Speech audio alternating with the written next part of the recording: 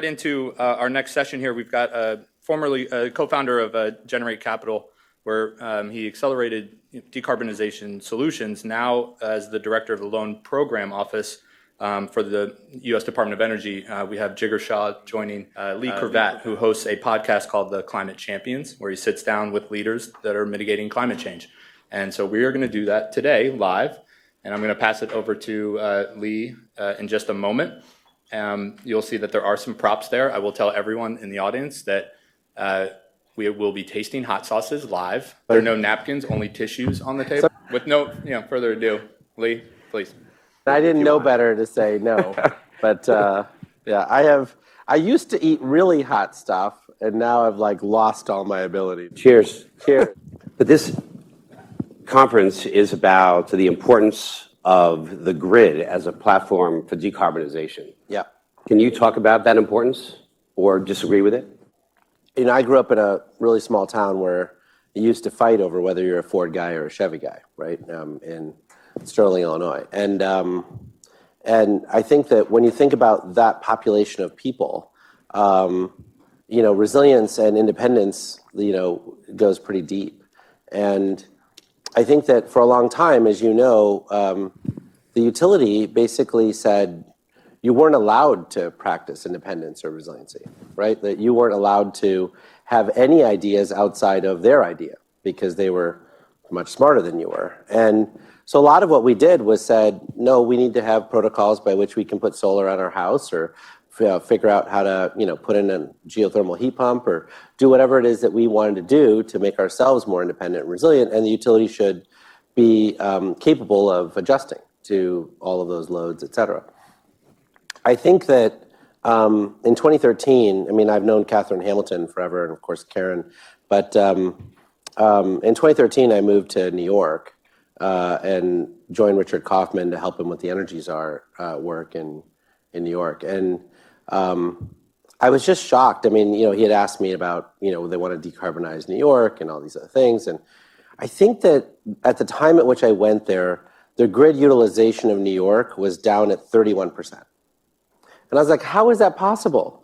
The electric utility is saying that we need to wait 3 years to interconnect a solar or wind farm because there's no grid capacity, right? And you start going down the rabbit hole, nothing makes sense. You start coming back out, you start meeting with you guys, you learn about, dynamic load ratings and all these other things. And it turns out that, we basically have this theoretical structure where we need to sort of plan for the worst, and the grid utilization and the way the grid is planned is for the worst.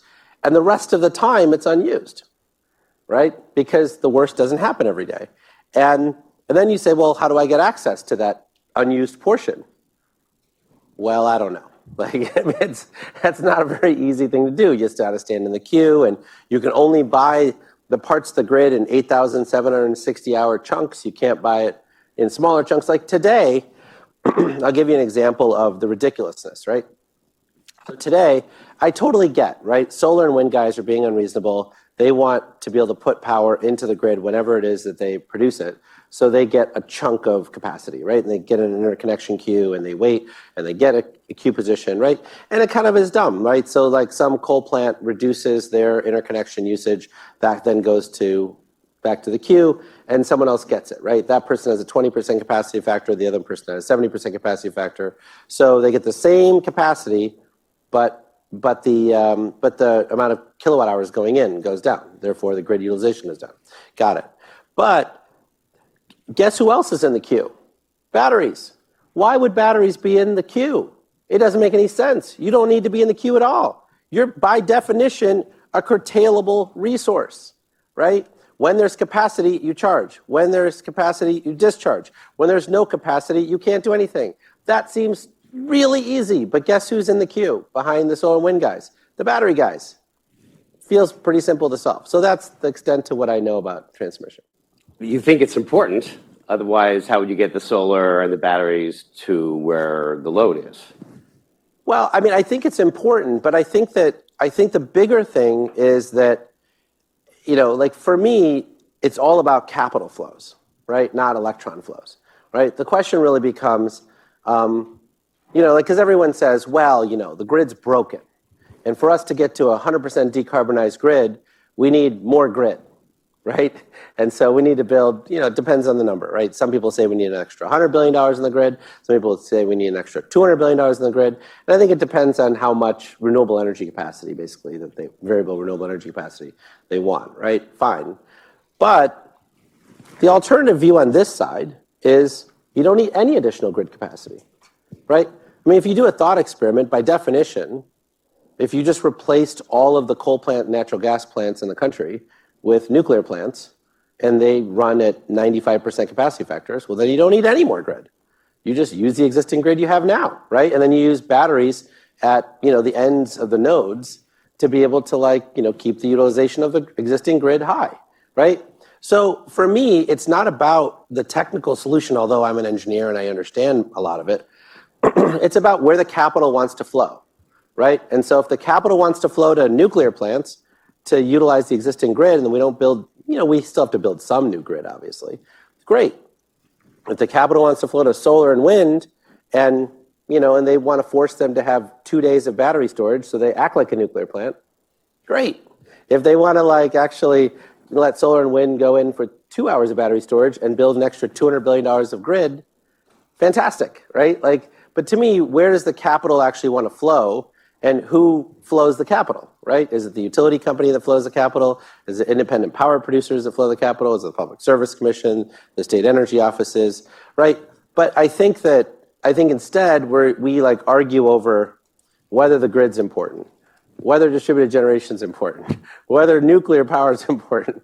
I was like, they're all important. They're all children of our grid, right? So we like everyone, right? So it's more about, the power struggle between tax credits and loan guarantees and, monopoly franchises and independent power producers and, and the capital that they wield is how this gets solved. All right, let's do the bad karma. Let's do it. I feel like I deserve some bad karma. Yeah. I'm sure a lot of people are thinking that, right? So I talk about technology in clean tech as happening in waves. So for me, solar was a very successful wave and still is, and it's kind of leading things. And then the wave, and I put wind up there with it, and then batteries kind of came behind it, and EVs are in there, and I think they're doing well and continue to do well. What is the next wave that we should be thinking about, or that will happen, or one that you hope will happen? Yeah, so again, I mean, my answers are all based on capital flows, right? So if you look at residential solar, today we originate as a country $1.5 billion a month of residential paper, right? So loan documents. And roughly $1 billion of that a month is securitized on Wall Street, right? So they get 2% cost of capital after securitization. So now the question is, what do those platforms have to offer, right? They have the ability to provide, 60-second approvals to people, right? You tap in a few keystrokes and, and they say, you're approved, or you're not approved, or you're approved with, a much higher interest rate, or whatever it is, right? So now the question becomes, where is the process broken, right? And where can those people expand their market? And, it turns out that lower moderate income consumers are scared to death of their refrigerator breaking because they got $75 worth of food in there that they don't want to go bad.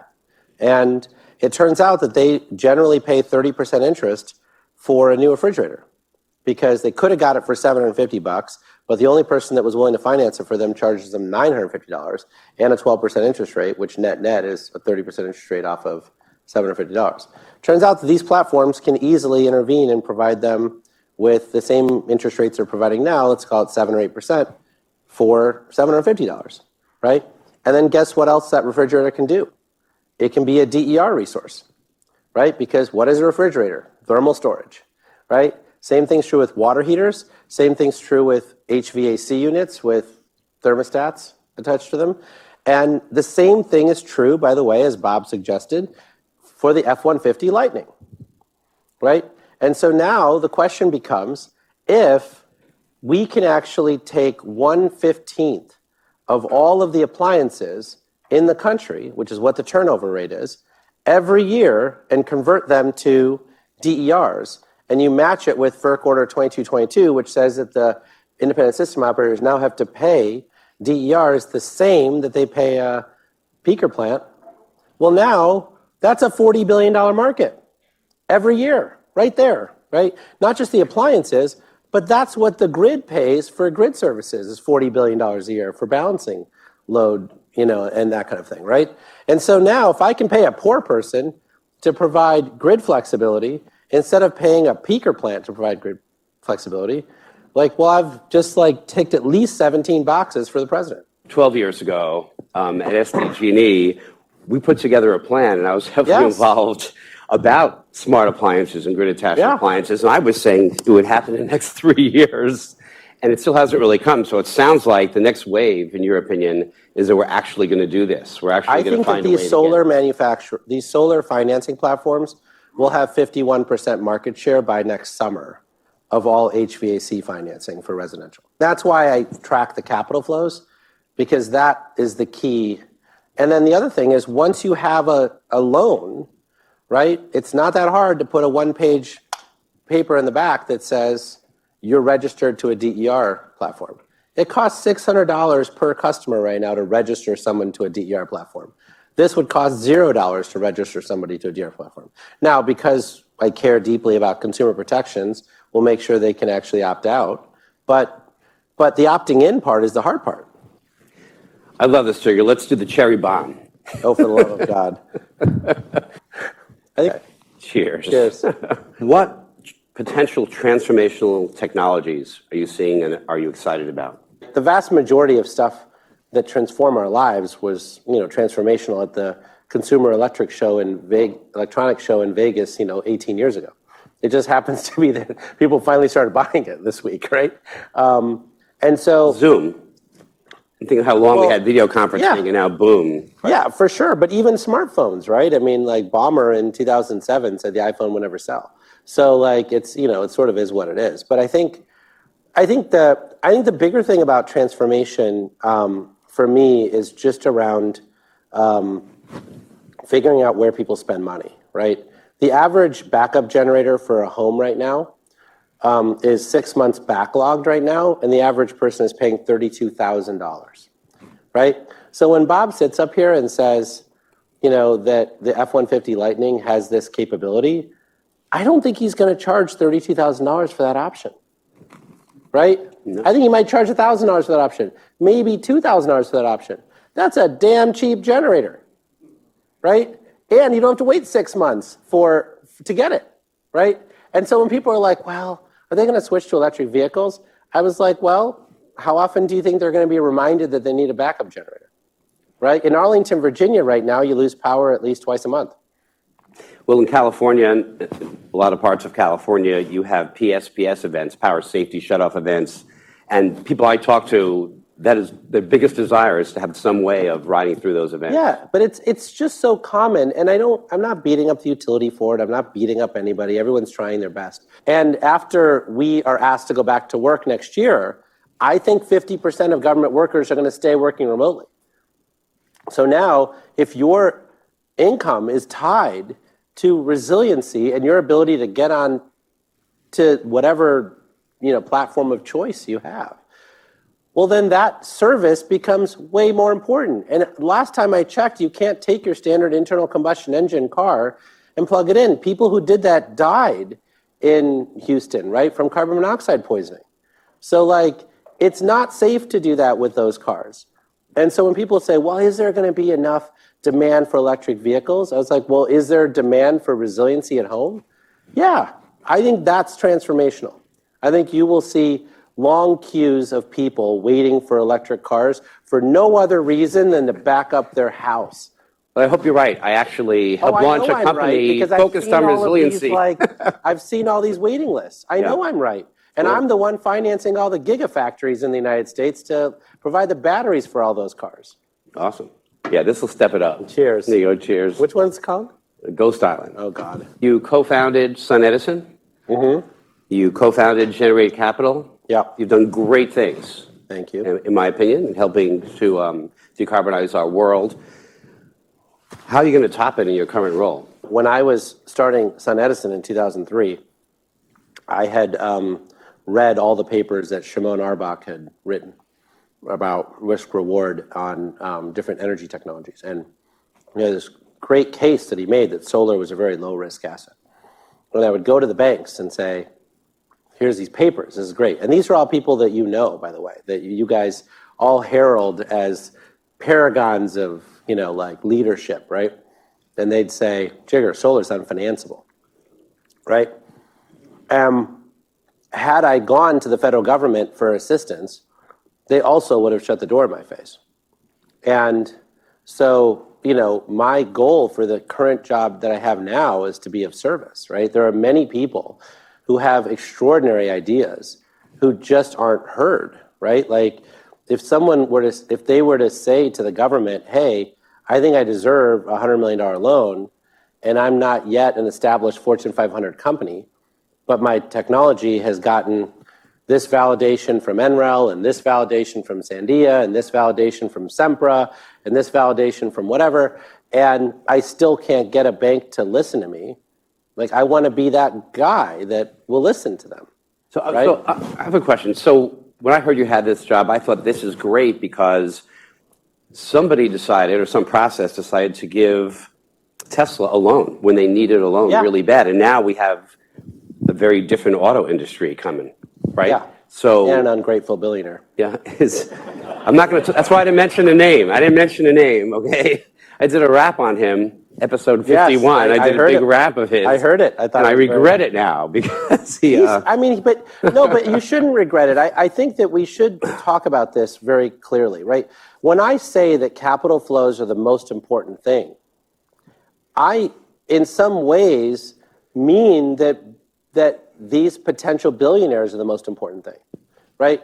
I can show you many, many instances since my career started in 1995 around VHS beating out Betamax in the energy sector all the time, right? Technology never wins in this sector.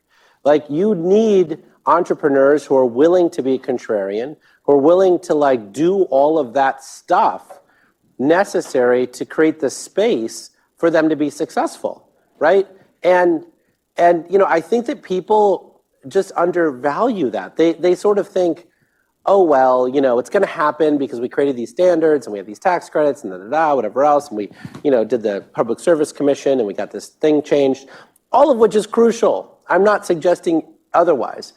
But it also requires somebody with a force of will to actually say, I'm not going to continue to accept slow and steady wins a race. Are you looking for your own company that you give a loan to that makes it big? Is that one of your goals? I have 60 of them okay. in my pipeline now. The one that we will be announcing soon, is, in my opinion, much bigger than Tesla. And I think that, and they all have the potential of doing that, right? I mean, we have people who have extraordinary abilities to do low carbon cement, right? I mean, you think about how much cement we use in the United States and in China and around the world, that could be far more consequential than electric vehicles, far more consequential, right? When you think about, some of the things we do on fertilizer, right? I mean, we import fertilizer from the Ukraine that gets shipped to Tampa, that gets put into a pipeline to Louisiana, that gets put into a pipeline in Nebraska. That's ridiculous. We have some of the cheapest natural gas in the country, in the world, and we can't make our own fertilizer, right? We have technology for that. We have technology for, I think we have the ability to do direct air capture for less than $70 a ton, right? What that means is once you have a regulatory construct by which polluters have to pay for all CO2 they put out of the door, then $70 turns out to be the carbon price, right? Because you say, pollute as much as you want, just take it out, right? And so that's why direct air capture matters. And so I'm excited about all these things, and I do think we're going to create 60 more Teslas out of this program. My tongue no longer gets overwhelmed with hot sauce. It's my neck. It starts sweating, and but my tongue has been deadened or something over the years. This is a little bit more. This is much hotter. Okay. This one people shouldn't do unless they want pain. Okay. But it sounds like you're not giving me a choice. No. Okay. Because you said the other one was easier than the one before it, so you got to do it now. I don't recommend it for anybody that doesn't want to really challenge yourself. Okay. This is enough, right? That's way more than enough. Just Cheers. saying. I just don't want anybody accusing me of chickening out. No, nobody's going to Oh, wow. accuse you. This is one that's called Funkin' Hot. Funkin' hot. So it should heat up as it goes. Oh, it's heating up. Now, there's milk here for you if you need it. Okay. I might. We'll see. All right, so I'm gonna put you on the hot seat, so we don't have a lot of time left. So if you can, 30 seconds on each of let's these. do it. And this is in 10 years. In 10 years. Yeah. Hydrogen, still 10 years away, and is it a friend or an enemy of the grid? We use 10 million tons of hydrogen in this country. The secretary has said that she has an earth shot of $1 a kilogram. We'll hit that way before 2030. It's a friend for the grid in the sense that we will, as we talked about, we underutilize the grid, right? So we structurally underutilize the grid. So hydrogen will be a reverse peaker plant. Like every time there's excess capacity in the grid, we'll just make hydrogen. And so, so I think it'll be a friend of the grid from that perspective. All right, 10 years, what direction is the wind blowing? In terms of like... What's going on with wind? So we have technologies today that can bring in wind components via like Boeing, like whatever, B-52 bombers. And so I think you will see wind turbines that literally the same exact footprint that we have now will be 80 meters higher and produce 4 times more power. So it'll bullish. produce way more. Yeah. For the exact same footprint. We won't even need to build more wind farms. We'll just replace existing wind farms with things that will produce way more. How bright is solar? Wow. 10 years. I mean, it's infinite, right? Like, we all know that solar is the ultimate future, right? I mean, I love nuclear power and I love everything else, but like when you think about how much sun hits the earth every day, it's just extraordinary. I think what we will have in 10 years is a financial solution to not needing a credit backstop to solar, right? So literally every single square foot that you see when you fly into an airport will be covered with solar. Every single square foot. And the reason for that is because you will find, and the utilities already know, that producing power in the distribution circuit is way, way better than producing it in the middle of the desert and bringing it in, right? And so they will get over their issues and figure out what to do with it. They can either store it, they can turn it into heat, they can turn it into hydrogen, they can like put in smart panels, they can do all sorts of stuff. They can use all the batteries in the cars as storage, they can do whatever they want to do, but they will no longer like push back on distributed generation in the way that they're doing now, because it just, like I'll give you an example. Today, you can fill a Walmart store on the roof for $1.30 a watt, right? That means you can generate power at 5 cents a kilowatt hour with like gargantuan profits for the finance sector. All the tariffs in the country are at like 10 cents a kilowatt hour. So if there's nobody to buy that power for 1/3 of the 20 years, it still makes sense to put it there. Right? Yep. Like that, to me, is something people are not fathoming. Yeah, super strong solar supporter. As always, nukes. I will be announcing the first new nuclear plants being constructed in this country next year, and using small modular reactor technology. And I'm super excited about it because we basically can make nuclear plants in a factory. It's the same as, let's say, an offshore wind. SMRs. Yeah, it's sort of similar to an offshore wind nacelle, et cetera, right? Like those are big pieces of machinery making 12 megawatts of power. Like, you know, it's big, right? A GE facility makes only 100 of them a year, right? We'll have those factories making SMRs. And I mean, if you just look at data centers today, there are data centers today that use 1,000 megawatts of power. You'll just co-locate one of these nukes right next to it. Will fuel cells sell? The thing with fuel cells, I think that's super important is, remember, like, this is ridiculously important stuff, right? This is stuff that was invented to put, people in space, right? This is not like, like just sort of like, it's not, and I don't mean this in a negative way, right? But like, the steam engine basically just burns crap to put stuff, like to make stuff, right? Like to make steam, and then you basically do stuff. A fuel cell is an extraordinary piece of technology, right? We haven't yet figured out exactly where it fits into the entire ecosystem, but I'll give you one anecdote. If you walk down the streets of New York City, your air pollution there is worse than any other place in the country, right? And the reason for that is because all of the boilers in all of the buildings in New York City vent to where you're walking, like on the sidewalk, right? And what's in that is really bad. And so a fuel cell doesn't do that. So just to save people from the air pollution, you could imagine people going to fuel cells in cities. But I don't know exactly, I haven't figured out the magic bullet yet for fuel cells, but it's coming. All right. Hey, I want to thank you. I'm going to wrap this up now with a rap, which I like While to I do. wipe my brow. A lot of people, the refrigerator, they have a reliance. So the next thing we're going to see is grid-attached appliance for technology to feel the joy. The key is they have to know how to deploy.